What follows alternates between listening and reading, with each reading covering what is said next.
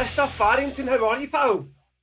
Gav, mate, I'm great. It's what a 10 days we've had. It's been a bit hectic. What a 10 days. In some ways it feels like it just happened yesterday. In other ways it feels like fucking hell, man. It's been months in the planning. But before we get to that, a quick recap, because not everyone will be on our social media or know exactly what's going on. Also, they might just subscribe to this podcast and then suddenly after 7 months it fucking pops back into their feed.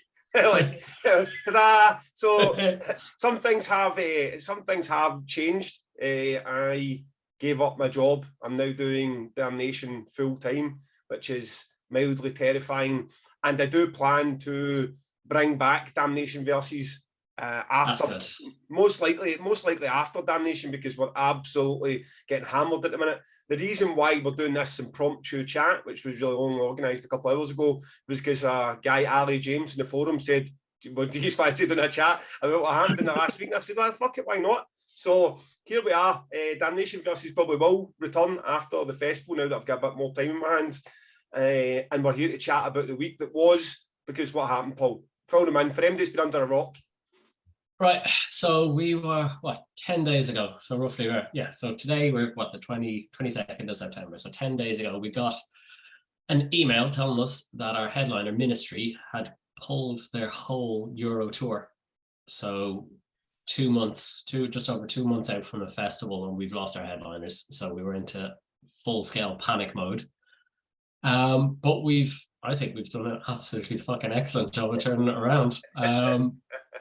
And so we've been very politely asking bands and agents if they'll help us out, and we already had Converge on the bill, and they've agreed to do Jane Doe in full, which is going to be outrageously good. And then we've got Godflesh coming back again, and they're doing Streetcleaner in full.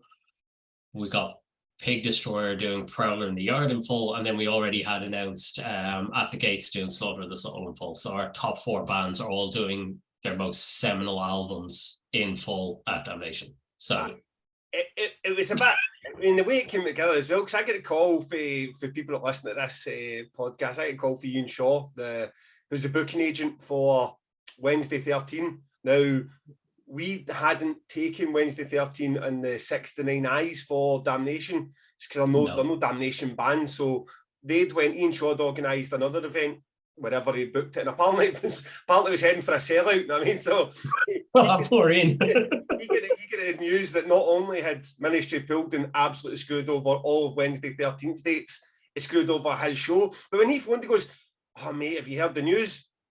I mean, really glum about it. And I was like, I thought it was thought that Dominion had been postponed as well. Like, it's not great. I don't like to see that from our festival, but it's not like Queen's died. You know what I mean? Why is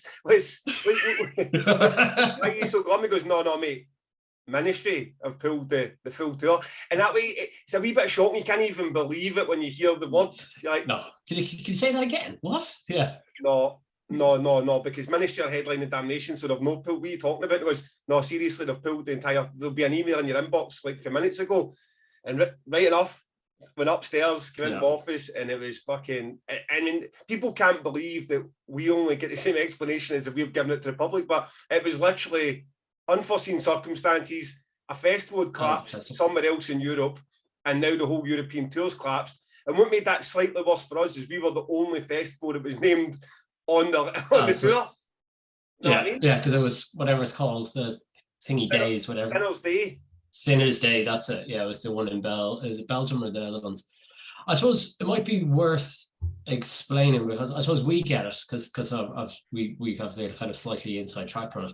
But I've certainly seen a lot of comments that people have put out kind of going, well, they've lost one show from the tour, the one festival show. Why are they pulling a whole European tour because of one festival show? So I wonder whether, just in terms of explaining like fee structures and all the rest of it, and the impact that losing a festival show can have on a touring band. Yes, I mean, I agree with everyone who made that comment, because yes, if you're a band, let's pick a band out of the hat. Let's say Pig Destroyer. And the Pig Destroyer come across and they say, we're going to do Obscene Extreme and 3 dates roundabout, right?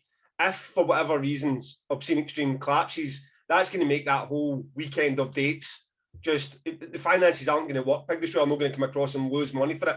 However, Ministry were doing what the best part of 2 months. The idea of one date being lost and them having to cancel. And it was the first date in the full tour as well. So I can see why people were surprised, but I also know what the fee was for that event, and it was obscene. It made our fee even look like chicken feed, and that was more than what it would have been paid elsewhere just for shows. So yes, it's surprising and disappointing for us. I mean, we don't go into these bookings and understanding if another festival in another part of the world collapses, then we'll lose our date too. So I was surprised also that there was no other way around about it. But it wasn't just the same as I'm losing a club show in Germany. It wasn't just one date in the tour. It was maybe 3, 4, 5 times the fee they might have been getting at other. And if to lose that at the start, they were like, okay, it's just not worth it. And also, let's be honest, we just don't know the real reasons because they've never been explained to us. It may well be something else, and we've just been like, that's a handy way out. But it left us kind of in the up in the air with things, and I think people struggle to believe that as well. That's the other thing I've kind of seen since we made that announcement. People are like, well, you must know the real reason. You've been told more than that, and people don't get that the quote that we've put out is the quote we were given. That is all that it said. We know no more than anybody else in terms of what the real reason, if there is anything else going on for the rest of why they pulled sit here, what did you say 10 days later? I don't think Ministry have actually told their fans yet. They haven't. They're still putting out like social media posts about, look back on this day in 97, we did this show or whatever. And you just see all the comments below it are like, what's happening with the European tour? Is it cancelled? Why haven't you told anyone? I don't get why they've done that as well. You don't have still people, and that was your thinking as well with ours. Like we got the announcement at 6 o'clock on the Monday evening, whatever it was. Our announcement was out by 6:30. That we were like, they're gone. And your rationale was spot on. It was like, there's no point in having people who are just Ministry fans paying their money, booking hotels, paying their 65 quid for a Damnation ticket if they were literally only coming to see Ministry. Let's get it out nice and quickly. And so we're saving people a hassle. But there's still shows been announced, shows are still listed as live across the European dates from Ministry. So I don't know why that's still going on, but it's not particularly fair. No, it's not. And and who does it serve? Who does it serve anyway? You know what I mean? The refunds are going to need to happen. So why have that show sitting there still listed in Paris? It's insane. It's a strange one because they're on their social media presence is bob on. Massive. I mean, it was only 2 weeks beforehand I'd actually sent whoever runs their social media campaigns a message on Instagram saying thank you. I've never seen a band, never mind a headline band, plug Damnation so many times. I mean, it's unreal the amount of times that we were getting it that you just don't normally see. I mean, as we sit here right now, I don't know if My Dying Bride have told their fans that they're playing Damnation yet. I mean, it's like no, I don't think they have. It's the exact opposite. So you're a bit like, I was praising this guy and he get back and said thanks, and then 2 weeks later, I mean, obviously he's not the person that makes the decisions of what can be said online and what can't. But you're like, Jesus Christ, now they've got a full. He probably didn't know. That's the thing. He just I'm not suggesting it. I'm not suggesting that he made the decision. I'm just saying that no one's even allowed the opportunity to say, right, okay, instead of posting this, here's what happened in 1997. You could literally tell fans across Europe that they're not going to do it. So anyway, Ministry are gone. What happened for that was we had a scramble. It was a scramble, and it was kind of just like, I don't know, throwing out shots into the air and seeing what comes back, and everything came back. Yeah, pretty much. Bar one. Just to entertain you and keep you amused to life, I approached Botch and offered them the biggest fee I'll ever offer that band. And that was pretty much just to keep you happy that I would even try that. You would have been sick if they'd come back and said yes.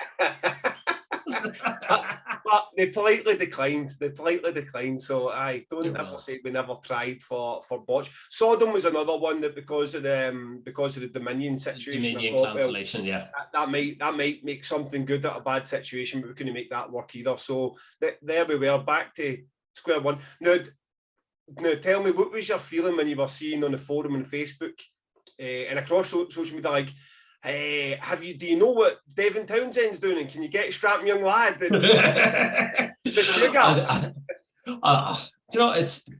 It's easy. I suppose it's easy for us to sit there and laugh, and again, it's just, I suppose, people don't know what they don't know in terms of how long it takes between haggling, negotiating. You book Ministry were booked best part of 2 years ago, 18 months ago, like just however long ago, all the haggling around, okay, here's what we'll offer, well, here's what we want, and then we need hotels and ground transport, here's where we're flying. And it takes months to put together like a headline type band booking. Some bands, smaller bands, you can kind of book them on quite short notice, but big bands like that, it takes months of planning because they might not all be living in the same, they might only get together a week before a show to do a few practices to kind of dust the cobwebs off and then get back into it. So then you're like, well, we have to see what everyone's schedule is. And yeah, so getting a Meshuggah or trying to get Strapping Young Lad back or any of those kind of ones is it's just never going to happen. And I think you kind of knocked it on the head pretty early, which kind of confused everyone. But I think we were right to do. I think we were setting expectations like, don't expect this bells and whistles. It's going to be, we're going to scramble around, we're going to do what we can do to fix this massive problem that we have. When I made that post, we never had any of those 3 sets lined up. No. And also, no. So we thought we might get one. We never expected to get all 3. Yeah. So yeah, so we were kind of putting out requests to kind of the bands, Converge, can you do something? Pig Destroyer, can you do something? Whatever else, and then asking Justin, can Godflesh do something to kind of help us out? And we thought we might get one of them will come back and say, yeah, we'll do us a little something. But to have all 3 of them come back, and then I think that's what confused a lot of people. We kind of set expectations to be kind of nice and measured. And then we're like, we now might have put together the greatest bill that Damnation's ever had. And people are like, oh, okay, what? It kind of really confused everyone in terms of what we were actually playing on. Yeah, although to be fair, the reasoning still stands. It's very different from getting Meshuggah or Strapping Young Lad to consider coming to play your event in 6 weeks notice to getting Converge to agree to do a different series of songs. And even that, when I thought about it afterwards, the stars had to align that Pig Destroyer and Converge rehearsed those sets to play the Metal and Beer Fest in America a month or so ago. If we'd asked those exact same bands to do the exact same sets and they hadn't done the Metal and Beer Fest, the answer would have been no.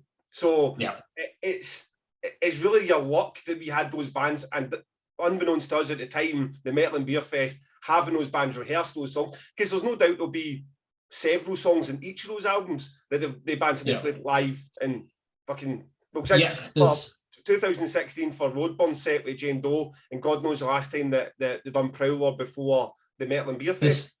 There's certainly, if you look at, because I was looking at this, trying to kind of see what can we take from it. There's some of the songs on Prowler that they had never played before they were asked by the Metal and Beer Fest and stuff like that. So there was, in their whole history, when you go through like Setlist FM, you'll see, when you go through which songs they played, there'll be ones that have like the figure 1 beside them. So they've only played it the once, and that was at the Metal and Beer Fest thing. So there's a lot of them that have just never been played before. So if they hadn't already pre-rehearsed them, it would have been a flat out no on that. So yeah. And I think the way that the chain of events went, because it was a bit of an exciting, nerve-wracking kind of couple of days as well. You're trying to piece this together.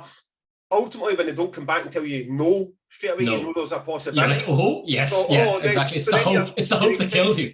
You're like, and in my head, I've got this whole 4-set fucking extravaganza happening at the top of the poster, and you're a bit like, I think Streetcleaner came through first, like boom, bit of negotiating with Pig Destroyer for Prowler in the Yard, boom, and I think the last one we were waiting for was Jane Doe, a bit like, yes, this one comes through as well. I mean, like, and let's not beat about the bush, it costs more money to put together those sets than the entire ministry fee, but we're done. And I think that's the other, again, I think that's the other thing that the people probably don't realize, like, or maybe they do, maybe I'm just being stupid thinking. I think they do. People get it. When you get bands to do special one-off sets rather than them doing their typical set, there's usually a premium attached to that. It's not just they haven't done it out of the goodness of their heart or whatever. There's a premium attached to the fact that we're getting the specialist sets. Well, it's funny you should see that, right? So there's an Irish podcast that invited me on last night, the Metal Cell. And one of the questions they asked about, okay, when you got those sets, so was it a favour to Damnation? And maybe me instantly laughed that off, went, no, not at all. It was bags of cash, which, in the black white, it's true, that is how it happened. However, I thought afterwards, that is true. However, those bands are not going to go and do that set for any old event. I mean, there's other people with money to hand that they have knocked back that set time and time again. It's no coincidence that Jane Doe was only done at Woodburn. You know what I mean? Like, other events can offer that money that they must have said no to. So what's your feelings on that? I mean, how much do you think the idea of it being Damnation played and those three bands saying, yes, we will do that set? I think it's certainly getting that. And I think what we've certainly been last year, I think the Night of Salvation thing and Damnation getting a reputation for kind of bringing across exclusive shows, exclusive sets or whatever. And I think now, as it's gone on for the last 15, 16 years and it's kept developing, I think we've now got a level of credibility behind us that people are going to say, no, this is going to be, it's got a really switched on, tuned in fan base, and this is going to be really well received. The people know their stuff, and that kind of thing is going to be well received. So I think that's probably what it is. Mainly that we have that portfolio behind us, that kind of reputation now at this stage, that bands can feel like this is a type of event where it's going to go over much better than, say, I don't know, like a Download or something like that, where if they did Jane Doe, people go, okay, fair enough, Converge are playing Jane Doe, but it wouldn't have the same level of enthusiasm that I think you'll get here in the UK from a Damnation fan base. So I think we're pretty lucky with the fans that we have, that it's going to so I mean, well.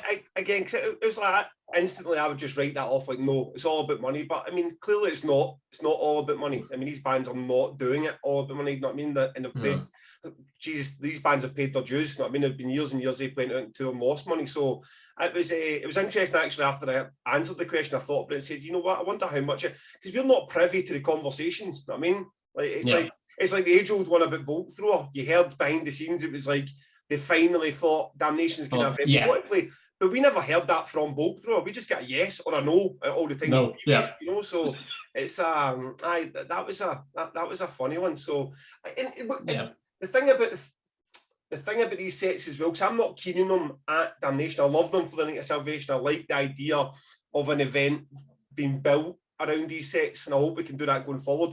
I don't like it so much at Damnation, especially not as a focal point, because I think we're booking relevant bands that are relevant right now. The last album was great. The next album's coming out. Next album's great. Yeah. We're not looking for nostalgia bands to play Damnation. However, given the circumstances, I feel that this is a perfect bands to do it, because like everybody's still excited about the next Converge album. Everybody's still excited about the next Pig Destroyer album. But there's no, and At the Gates and Godflesh, but there's no denying that seeing these four sets together is a spectacle.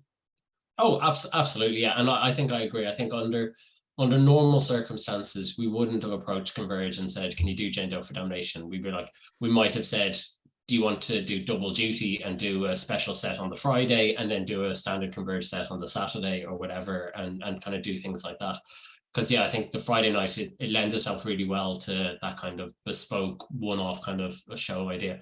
But it was just, we were 8 weeks out from Damnation. We needed something to plug the gap and have people still feel that there was a bit of wow about Damnation when you've lost a headliner like Ministry. And I think it's worked. And when you kind of look at the response on social media, I think everyone sees it at this point as an upgrade. No offense to Ministry, but I think most people are kind of seeing like this is amazing in terms of the response that it's gotten. Like, so no, I totally agree. I had to go back, so I did look. So I thought this is overwhelmingly positive. You know, it's like, even when you book your Carcass and Bolt Thrower years, you get the Doom fan that comes in and goes, well, I don't really like that kind of music, but I was hoping you'd have Electric Wizard, or you get people going like, who's Carcass, or that kind of shit. There seemed to be almost none of that across the board. No. And then ultimately, you can say what you like on social media. It's all about ticket sales. The ticket sales have went berserk, but 300, was it in the first couple of days? And then so it's, I mean, those figures, I mean, about are crazy. Like, they're doing 100 a day. You can sell it something like an arena like Damnation in 2 months. But I mean, it's like it's insane. And what's amazing about it as well is the reach that announcement has had. So we've had someone from Hawaii buy a ticket in the last 2 days. I have a good friend of mine who lives over in Oregon, over on the west coast of America, and he got sent, not knowing that the person sent him this line going, oh my God, have you seen this lineup? Not knowing that he was my friend. But somewhere over on the west coast of America, people are sharing this lineup and kind of going, are you seeing this? Look what they've got, these 4 sets all been played on the same night. So the reach of it is absolutely insane. Like, although, you know, I always like, I'm not a pessimistic guy, but I can always see the downside even in a good situation. And the downside of a good situation right now is, what the fuck do we do next year? I mean, like, what competes with that top four? I mean, no, even like, let's go, I'm a Sugar, Gojira, Clutch, all great bands, all bands we'd love to have, but but like, that excitement level that's been built for these 4 sets just seems like, how do you match that? How do you match that in 2023? We've allowed ourselves 5-6 days to enjoy this, and now it's because I honestly have had the same thought: is if you booked a Meshuggah, if you booked a Gojira or whatever, are people going to go, oh, they need to do a special set or whatever? Is that what you're going to do now? Is this what Damnation is going to be known for? Is that your headliners will always do special one-off sets? And will exactly. And will the people, if you did book I don't know, like a Gojira or whatever, people going to be disappointed when it's just, they're just doing the standard Gojira set, nothing too special. We can turn to that problem. Let's just get the first. Let's get this year out of the way. I suppose that's the next part I was going to say, is like, we've got the announcement out, we've got the bands there, now we have to put the event on. So we kind of have to set aside the excitement. We can't, I suppose, sit back on our laurels and just relax on it. How have you found this year? Because I have my own kind of thoughts on the changes going from the Leeds to the BEC arena, and none of it's to do with the size. The capacity is neither here nor there for me. There's a lot more involved in production that we never had to really think about, I suppose, at Leeds, and it all kind of came in the package of the building. So how have you found it this year? It's been eye-opening a wee bit. There's part of me, it's a bit like, how have we got here, getting into October and still like fucking messing about with portaloos and fencing and production ideas? Like, but at the same time, that's just the reality of the situation. Is like, well, that's what I said to my wife. Like, you could have all your merch printed, you could have everything done, you can have all your productions. Well, once you lose Ministry, you might as well rip up all that, bin it, set fire to it, and start again. So there's only so much you can control. I mean, like, we've lost 3 bands this year: Ministry, Toxic Cost, and Destruction, and we had no control over any of it. There was nothing that Damnation could have done to save any of those. So it's like, in a weird way, being too organised and having too many bits of the jigsaw complete when these bits, because it fucks up everything. You might as well get to the stage and say, like, okay, when is the last moment you can press the button on the merch? When is the last moment you can make sure that caterer's going to be in for that band? When's the last moment you can make sure all these things? Like, I mean, if Ministry had been, let's say, I don't know, who's a production heavy band? Let's pick something. Five Finger Death Punch. Okay. Oh, right. Just in general. But if you'd spent 2 months away going and getting Five Finger Death Punch's production quoted, spec'd up, had the flame cannons come, whatever, and then they just suddenly pull out like that. That's 2 months worth of your time completely down the drain that's not going to be compensated. I mean, I've spent about 2-3 grand worth of advertising that's had Ministry plastered at the top of it. Okay, they're worthless. We've done, but it's not even there. That band won't even play Damnation. So, there's a bit of that. A wee bit of an eye opener about how much is in our hands. And I feel like the two most important things I think we've nailed: the lineup and the ticket sales. After that, I'm a bit like, right, we're in about it, but there's a lot of unknowns that I don't. There's a lot that needs to be done. Saturday. Yeah, there's a lot that needs to be done, and a lot of it, as you said, is outside of our control. But even within the production stuff, hiring in the stage or the lights or any of the rest of it, one of the things you need is bands to send you all of their production requirements, because there's no point in having just all white lights on the stage and then you have wolves in the throne room are saying, well, we only play under blue lights, and you haven't ordered any. So you kind of need to have 28 bands worth of production sheets through to kind of go through it and go, okay, so this, once I know exactly what all of them need, now I can go and order the best match to fit all kind of 28 bands. And some bands are very good with that and getting it across nice and quickly. Some bands are a little less urgent, and you're kind of like, well, I can't order things. I'm still waiting on band X, band Y to send me this through so we can make sure we have the right specs. Yeah. The last thing you'll have on the day, you'll have a tour manager come up and go, why isn't this ready for band X? And you're like, well, because they only asked for it a week beforehand and it takes 4 weeks to order it and get it in. Or as we've discussed plenty of times before, you get everything wrapped up in a nice wee production board exactly as everybody agreed, and the band show up in the day and go, we want something different. I mean, like nobody told us we can use a drum kit or the lighting rig was going to be like this, which is part of the festival experience. I mean, ultimately, you're on your own headline tour and everything's your way, copy and paste, night after night after night. You're going to get things your own way. Maybe your bus gets parked half a mile down the road instead of right beside the venue. But at festivals across the board, for Damnation to download, ultimately you're showing up and it's a different kettle of fish. Yeah. You have to work with what you get. But I'm excited about it. I'm looking forward to it. I always felt one thing about Damnation I always hated at Leeds was we could never put our stamp in the venue. We could never look at us at the minute. We're getting stage scrims. They're going to be put up. We're looking at designs for the fencing outside, artwork for inside, stuff to make it feel like our venue when you're either not a student's venue that we are borrowing for 12 hours. Yeah, and I think when we get all those bits and pieces in place, I think when people turn up on the day, you'll know it's a Damnation event. It'll have that proper feel of it, rather than in kind of just walking into Leeds Uni and kind of saying, okay, Damnation is based in Leeds. It'll really feel like it's a Damnation space. And that's what I'm really keen on. One of the things I'm most excited about is just having space in the venue, because I guess one of the constraints that we had in Leeds is what the fans can see on the stage is the space that we have. There's nothing behind those stages where we can store anything. And that was one of the things that really kind of limited us. So you have bands going, well, we're going to turn up with our full backline, our full lighting rig and yada, yada, yada. And we go, well, we've nowhere to store any of it. So can you get it into the building and up onto the stage and changed over in a 45-minute changeover? No, we can't. Okay, well, then we can't use it. Whereas this year, we have space either side of the stage, so bands can come in an hour beforehand when the band before them is on and get all their gear in and stuff like that. So there'll be a lot more production involved in terms of changeovers, but because we have the space, it actually doesn't make it any more difficult than Damnation. And you're giving the bands that are coming in the chance to use a lot of their own stuff, which is, again, it's just the whole thing, if it's done right, can be a lot more professional. But before Damnation, we have the Night of Salvation. So tell me how excited about you are for Night of Salvation.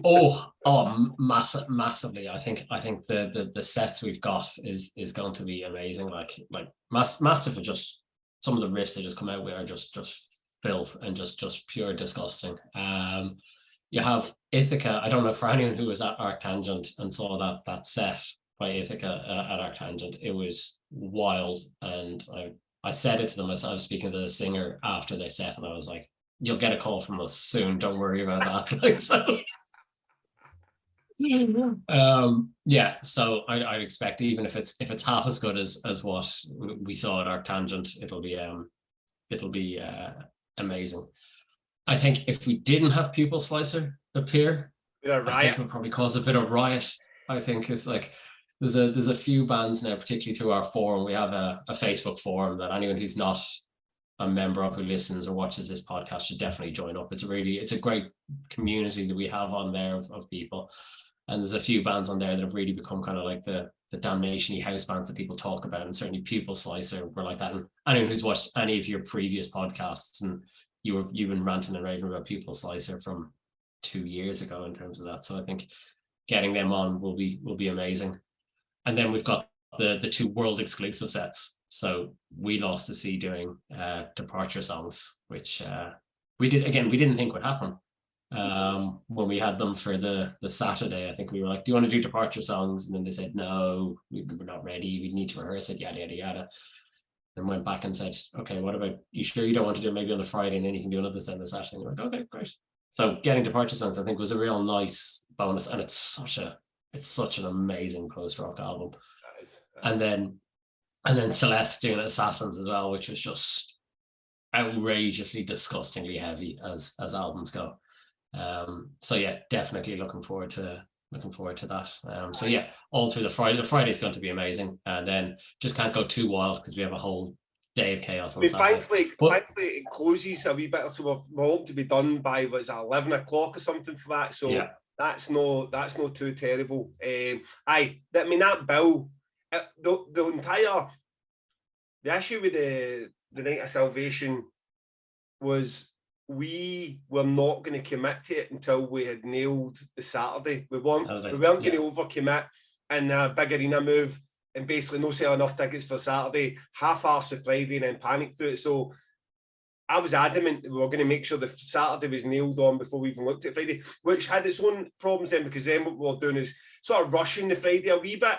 But honestly, I mean, like, firstly, I agree with everything. Mastiff, when they play the Pulse, it's unbelievable. That set by Ithaca at Arctangent was when I was like, no, these guys need to be booked. And you were sitting somewhere else to tent thinking the exact same thing. It was like pandemonium at fucking 11:30 at noon. In the morning, it was crazy, And the new album, that They Fear Us, is just such a great album as well. So that was spot on. Pupil Slicer was a banker, of course. I mean, if we could have got Pupil Slicer onto the main lineup, we would have done it.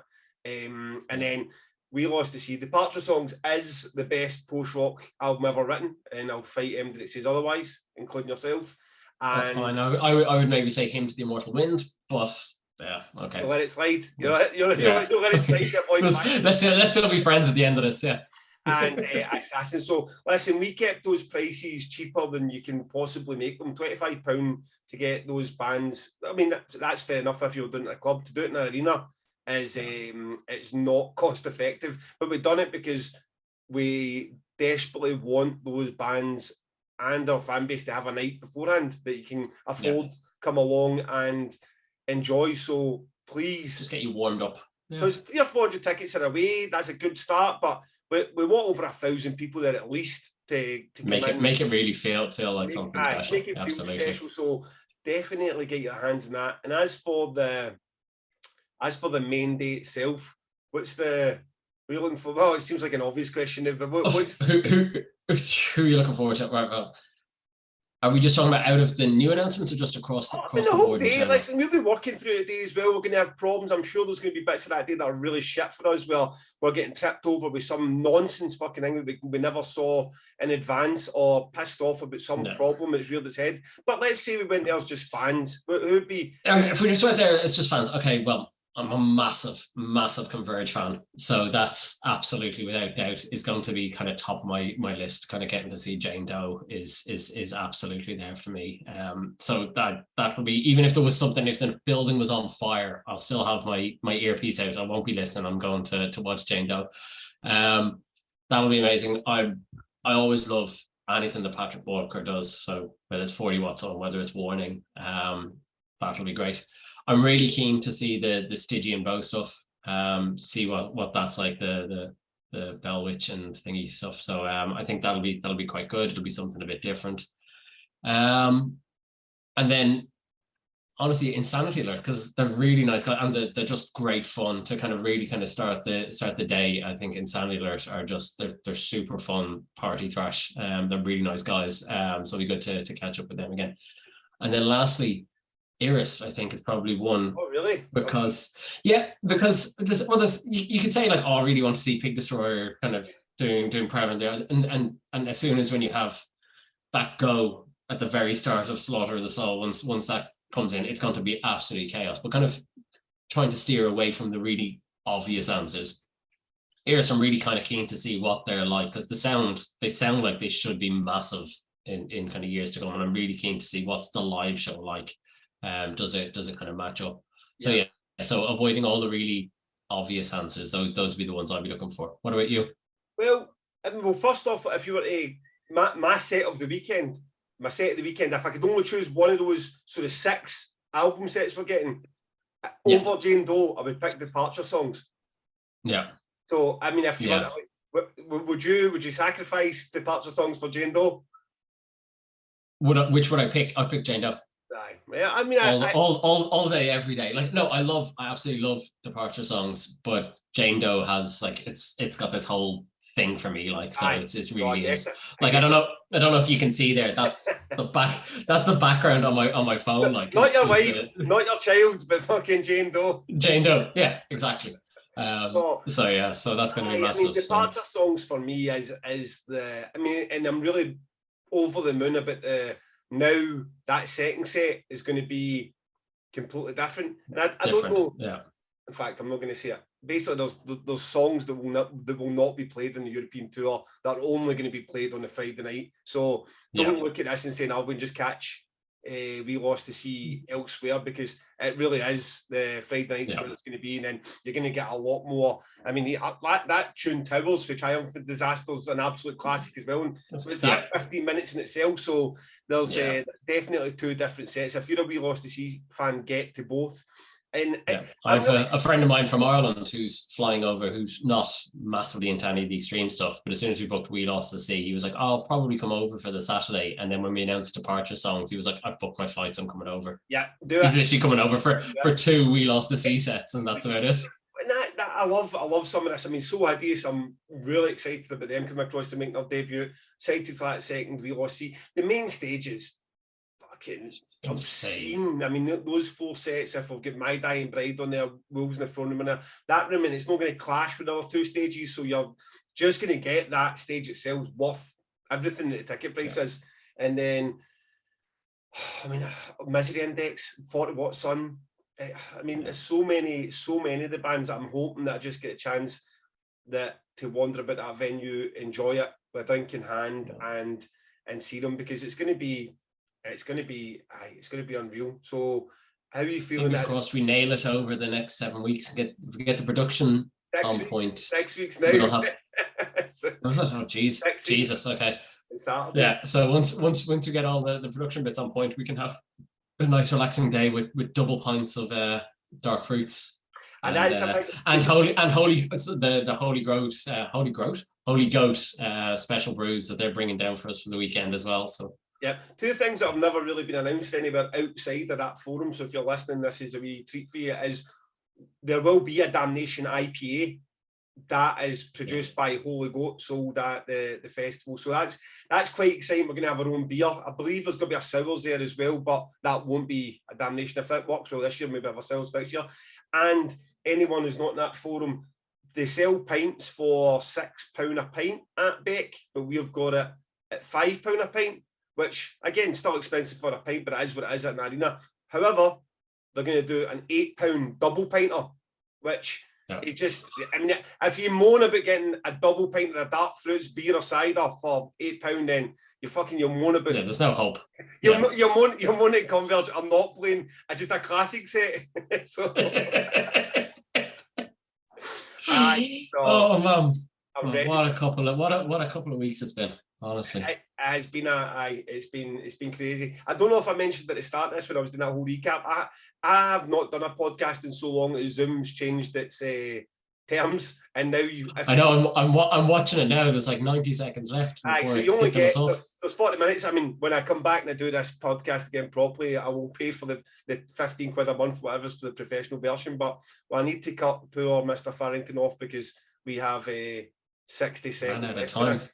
So, anything else you'd like to tell your people? No, I think it's going to be an amazing day. I think it'll be one of those days, those 4 sets.